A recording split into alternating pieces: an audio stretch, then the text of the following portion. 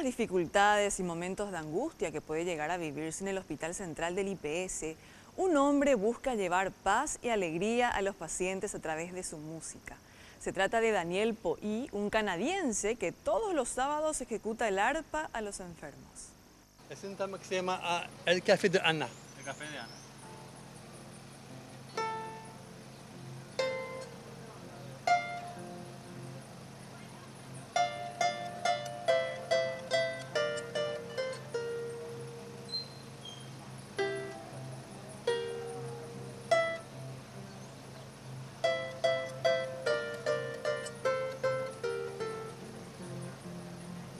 Si un sábado tiene la mala suerte de tener que ir a IPS, quizá no sea tan desafortunado como cree, ya que podría encontrarse con Daniel Poí, bautizado así por los trabajadores y visitantes del Hospital Central del IPS debido a su uniforme de trabajo, una camisa de Aopoí y una arpa paraguaya, con el cual cada semana busca aliviar las penas físicas de los pacientes con música para el alma. Sí, una señora que me llevó aquí, como amiga me llevó aquí, y ahí me ocurrió la idea de ver si puedo tocar para la gente.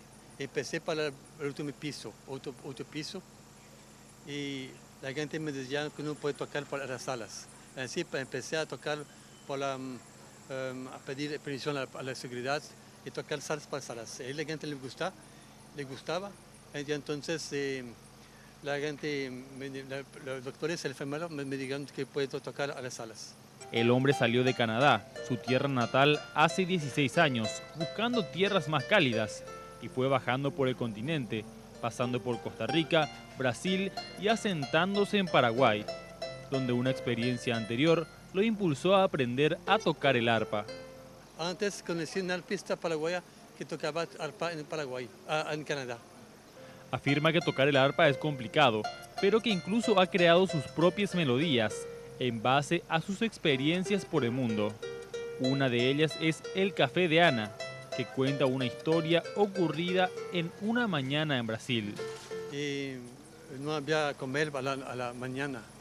Y una señora me hizo el café a la mañana para mí. Entonces dedico esa canción para ella.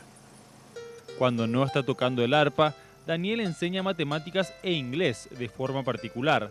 Afirmó que otro sonido llamativo de Paraguay es la guarania producida con la guitarra, pero que la característica dulce que genera el arpa fue lo que lo convenció.